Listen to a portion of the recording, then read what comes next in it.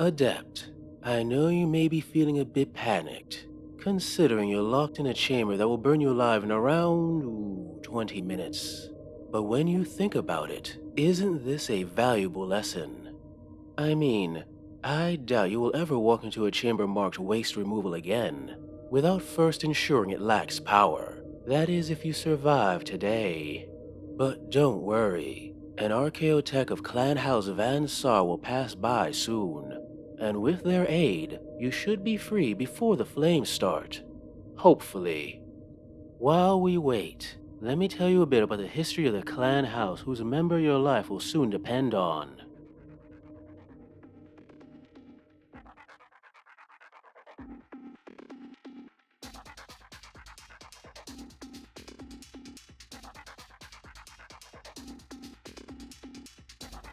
The story of House Van Saar began long before the Imperium, and even before the Age of Strife. Its true beginnings was in an age when humanity's technological might was at its height, and we as a race dominated the stars. An age now known as the Dark Age of Technology. In that age, a lone colony ship flew from Terra towards what would be its new home, the virgin world of Arianis Prime, what we now call Necromunda. The leader of this vessel and its people was Van Saar, which was also most likely not coincidentally the name of the colony ship.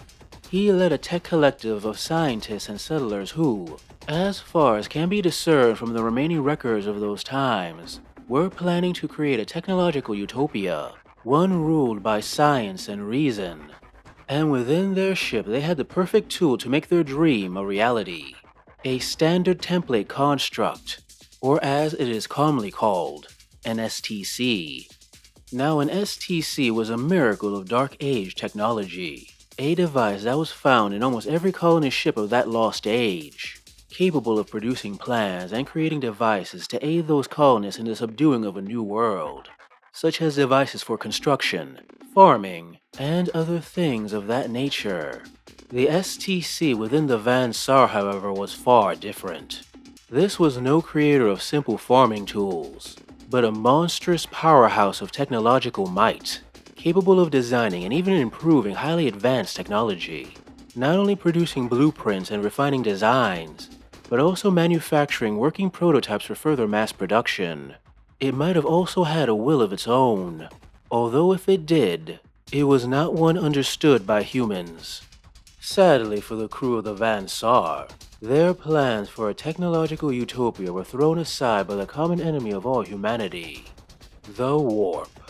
Once they entered that hellish dimension, they languished within for thousands of years. From our perspective, anyway. For them, it might have been seconds. Time is a fickle thing in the warp. Eventually, the Van Saar was disgorged above the skies of Necromunda around the 35th millennium, and plummeted into the ash waste below. A crash that was noticed but ignored at the time, as Imperial rule was not quite as established as it could have been, and objects falling from the sky was a sadly common occurrence. And it is here where the records of the Van Saar diverge. In one account, ash scavengers driven out from the hives found the ship and its STC, and took a new name from the ancient lettering on the vessel's hull, taking the ship's secrets as their own.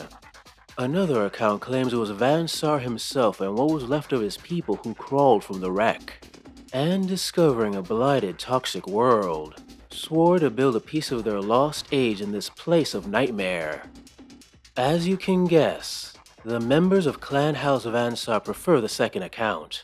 It reinforces their feelings of superiority over their fellow Necromundans. What is known for sure is that for a time, a group known as the Van Saar operated out of the wreck of this vessel, while perfecting their understanding of the STC, and using the wonders it produced to become rich and influential amongst the Duster families and outland tribes. Their downed vessel hidden underground, while above, was built a thriving outland settlement known throughout the great equatorial wastes known as Junkertown. Not long after the establishment of Junkertown, a secretive coven of techno-savants formed, the predecessors of what would later be known as the Archaeotechs, formed from tech savants, scrapper lords, and heretics, who were part of or later joined the Van Saar. These individuals became the secret guardians of the STC, doing what they could to keep the secret of the STC from the wider Imperium, and unlocking its mysteries. And over the generations, these individuals crafted many technological wonders and horrors, some of them even now still hidden or skulking in the depths of the hives. But in their quest to unlock the secrets of the STC, they discovered that such secrets came with a heavy price. The STC, whether through a natural byproduct of its manufacturing process, or a malfunction inflicted when the ship crashed, constantly spewed exotic radiation that deteriorated the bodies of any humans near it, causing a slow death over many years, as organs failed and the body wasted away, a process known as the radphage. Furthermore, this radiation coated everything the STC created, especially more advanced technology. So even those members of the clan house who were not in close proximity to the STC would eventually suffer from its effects. Despite this huge drawback, it was considered worth the price for the advantages the STC provided the Van Saar, and generations of its people sacrificed their lives willingly to ensure these miracles of technology continue to be produced. By the 36th millennium, Junkertown was scrawled on nomad maps and road train routes alike, and even the noble lords of the great and clan houses of Necromunda began to acknowledge its existence. But even then, it was still simply a way station, and its people just another family making profit in the outlands of Necromunda. The first true steps from Duster family to clan house came with the arrival of Sator Davos. Sator Davos was once one of the many tech gangers that resided in High Rothgall. The gangers there fighting each other constantly for prime spots to scavenge the technological leftovers of past generations. And it was during one of these scavenge runs that Sator discovered a cranial spike, crafted by the Iron Lords, the former lords of Necromunda before they were subdued by the Imperium. The spike contained mnemonic engrams of an unknown design. In a moment of either bravery or stupidity, Sator chose to pierce the back of his skull with the spike, shoving it deep into his brain, and in that moment, he was changed. The mnemonic engrams altered his mind and transformed him into an intellect of staggering ability, an intellect he used to conquer the Underhive of Rothgall. But he quickly grew bored of his kingdom, and wished to occupy his mind with more intellectually stimulating pursuits. And it was in his search to alleviate his boredom that he somehow uncovered the truth of the STC of the Van Saar. Traveling to Junkertown and learning of the history of the Van Saar, he became convinced that the Van Saar were a people out of time, and made it his life work to bring them back to their lost age. In other words, time travel. A mad dream from a madman. But mad or not, his arrival and eventual rulership of the Van Saar would bring about a time of great expansion. Under his leadership, the Van Saar would slowly shift from simple sellers of technological goods to individuals known for their technological expertise, selling this expertise to those willing to pay for it. For example, the nobility quickly saw it as fashionable to have one of these Van Saar tech artisans as part of their household, a position which would allow the Van Saar to increase their people's influence. Sator's most important contribution to the Van Saar, however, was the creation of the first survival suits to combat the effects of the radphage.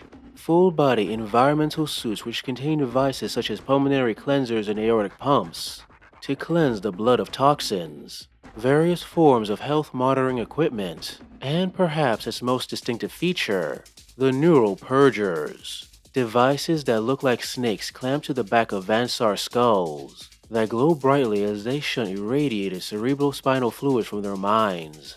These suits, as well as a suite of artificial organs and bio-augments, ensure that the effects of the radphage on the Van Saar were, if not halted, at least mitigated. It was also during these times that the first circles of archaeotechs were formed, and with their formation came a push from them to transform the Van Saar into a true clan house, with all the benefits that would bring. a push that was hindered by Sator Davos, who was pouring a significant amount of Van Saar's resources into temporal manipulation experiments. This hindrance continued until 411 M37, when Sator Davos mysteriously vanished. It is believed by some that he had actually completed his device, the Archaeochronometrics, and used it to travel to the Dark Age of technology. A few of the Van Saar forming an organization called the Cult of Kronos, dedicated to replicating his work. With him gone, the Archaeotechs gathered together and agreed that none could wield the power of Sator Davos again, exploiting the STC for their own personal obsessions while ignoring the needs of their people. To prevent this from happening again, the Archaeotechs crafted the 3 laws. Law 1. No Archaeotech may allow the STC to be harmed, stolen, or misused, either through design or ignorance. Law 2. Archaeotechs must use the STC solely for the betterment of the Van Saar, except where it conflicts with the first law. Law 3. An Archaeotech may only innovate the technologies of the STC if doing so does not conflict with the first and second laws. With the laws established, the STC was removed from Junker Town, and it and the Van Saar power base was relocated to Hive Primus. And from there, the future clan house made their move to gain the recognition they believed they deserved. First by backing Lady Cinderek Helmwar during the Two-Face War, and after her victory, being commissioned by her to create the space station known as the Eye of Selene. With these 2 accomplishments, Lady Cinderek bestowed upon them the title of Clan House, and struck a covenant with them that would endure for thousands of years to come. By the 38th millennium, the Archaeotechs were well entrenched within the workings of Necromunda, their people taking over all areas of the hive that the Adeptus Mechanicus dare not tread, and creating devices for anyone who would ask, if they were willing to pay the price. This state of affairs did not sit well with Clan House Hera, formerly positioned to take over many of the technological tasks that House Van Saar now occupied. Hera attempted to remove this impediment to their future advancement permanently. And if they had stuck with a physical assault, perhaps they could have made some headway, but Clan House Hera committed an act that would be their doom. Using their most elite tech warriors and cognum overseers, they launched a massive data assault upon the Van Saar, a voracious cannibal code that even reached the Cortex vaults where the STC was kept at the time. Although no permanent damage was done, the machine mind within the STC identified Clan House Hera as a threat, and moved to erase them from existence, producing plans for weapons and technology perfectly suited for that purpose. The Van Saar eradicated Clan House Hera in a series of precision strikes by heavily augmented gangs, and the engineering of numerous accidents that saw entire work crews consumed by manufacturer turned against them. And in a relatively short time, all that was left of Hera was broken facilities, broken machines, and broken bodies. The fate of House Hera became a warning to all of Necromunda, a clear message that anyone who would dare try to claim their title as the House of Artifice would meet a similar fate. Ostensibly, the nobility of the clan house are its lords and masters, the most senior of them taking the title of Duke Van Saar, and becoming the main contact point between the great houses above and the clan house below. However, these members of the nobility are simply figureheads. In truth, the social structure of House Van Saar is built around an individual's access to the STC and their technological aptitude. Although the structure mimics that of the Adeptus Mechanicus, they do not revere technology or preach the perfection of the machine, but view devices simply as tools to be mastered by those who can fully understand them. Text and subtext are the lowest social class, and is a catch-all term for the workers and warriors of House Van Saar. But these aren't the uneducated masses of other houses. Each is an expert in the task they are given, whether it is something as small as reading an alumen dial, or as complex as crafting the perfect magnetic containment flask, a valued cog of the greater machine that is the clan house. Some of these texts and subtexts are quickly shown to have a natural affinity for technology, not only understanding it but also capable of manipulating it. These young and up-and-coming talents quickly grow bored of their singular tasks and take on more interesting projects, usually in the form of untested and dangerous technology. And those who choose to fight alongside Van Saar gangs can usually be seen flying around on their grav cutters while wielding the latest in experimental Van Saar weaponry. Eventually, these neo-techs, and those techs who show dedication to their craft and the ability to adapt, may take on a leadership role. Commonly known as ogmex, they tend to make up much of the social network of the house, ensuring that all techs and subtechs are completing their tasks satisfactorily, and being the contact point between different groups in other parts of the hive and beyond. Primes are the leaders of work crews, machine shops, gangs, and militia, the term itself meaning both leader and link for the Van Saar, a connection between individuals of the clan house as well as a governing persona. It is the primes who run the day-to-day operations, taking charge in any social, technical, and administrative position that they are best suited towards. The true power of the clan house. The archaeotechs are the source of all technological innovations within the Van Saar. But even with them, there are several layers of trust. Newly promoted archaeotechs form the outer circles, each one learning a small piece of the secrets of the STC, slowly moving inwards as they advance in knowledge and rank, until finally reaching the inner circle and becoming a master archaeotech, allowed to gaze upon the STC itself and attempt to unravel its mysteries. They also have access to esoteric energy weapons and archaeo war gear that can give them as much firepower as an entire gang, as well as advanced power fields and concealed cybernetica that makes them extremely hard to put down.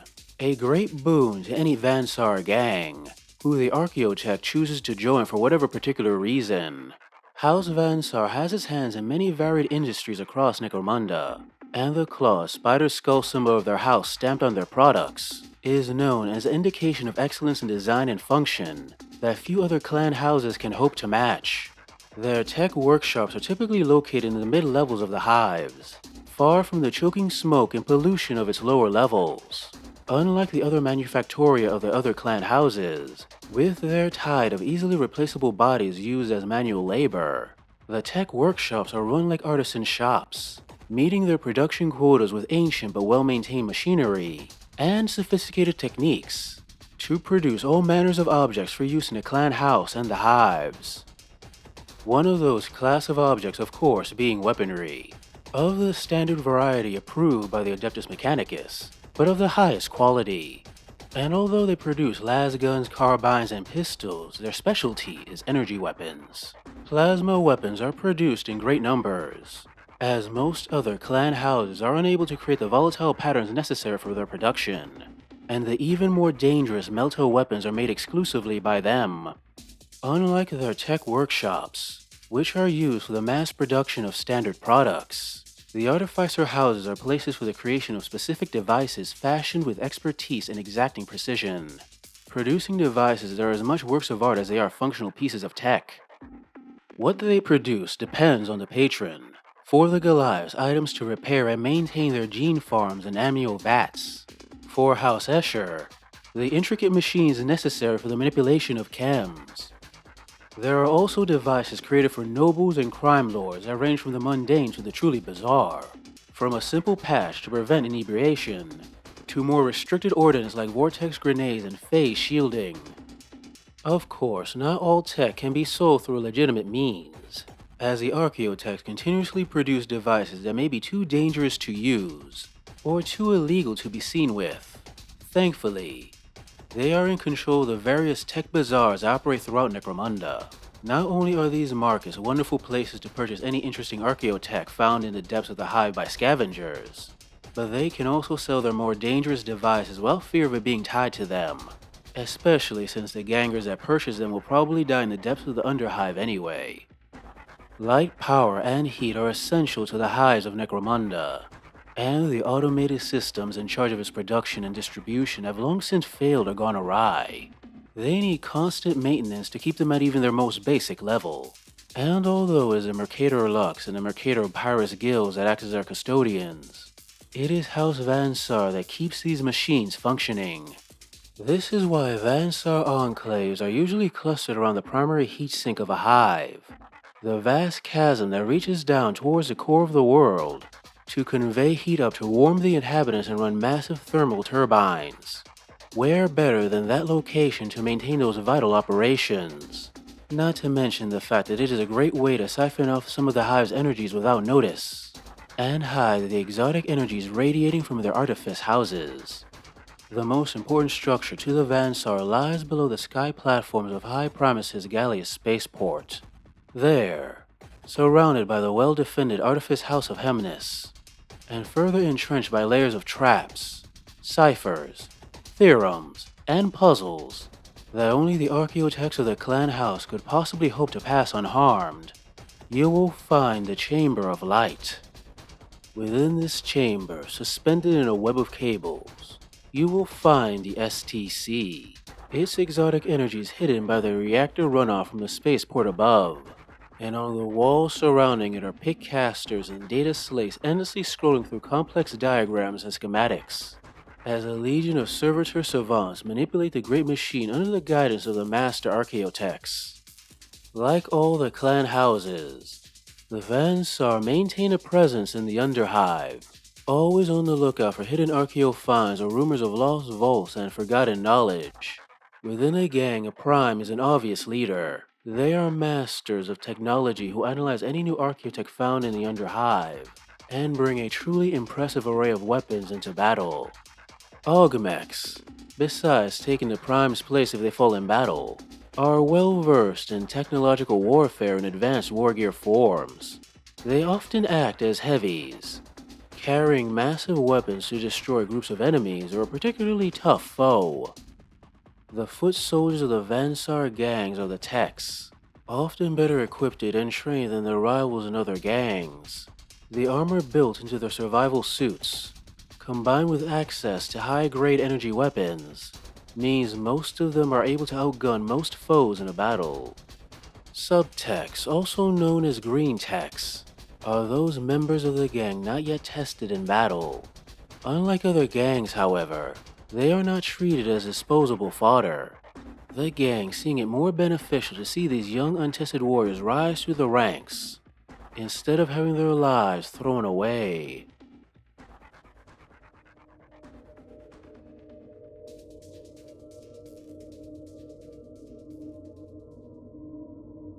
Now I know what you must be thinking after hearing all of that, Adept. If I, as an Inquisitor, know of the tech heresy of the Van Saar, why haven't I persecuted them? Well, let's just say that one justified but ill-advised persecution of a high-ranking Magos has ensured I don't have many friends amongst the Adeptus Mechanicus. So if I want to avoid having a plasma gun of mine explode due to an accident, Clan House Van Saar is my only route for the repair of my weapons and tools. So, I keep their secret, and they keep my devices in fantastic shape so I may continue to pursue the enemies of the Imperium. Speaking of technical assistance, here comes the Archaeotech now. Now, according to this readout, you have about 2 minutes before you are burned alive. Let's hope the Archaeotech is fast enough to save you. I would hate to have to search for another adept.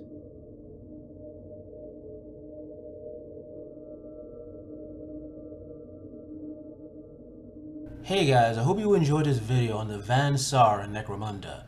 If you like it, please like, subscribe, comment, press the bell so you know where I post, etc, so the YouTube guys know I exist and hopefully more people out there who might enjoy my content can see my content. If you really like it, and only if you're inclined and you have the cash, please also consider sending a little money my way to my Patreon or my Coffee account. The extra money gives the time I need to work on these stories I love. Anyway, thanks for listening/watching, and see you next time.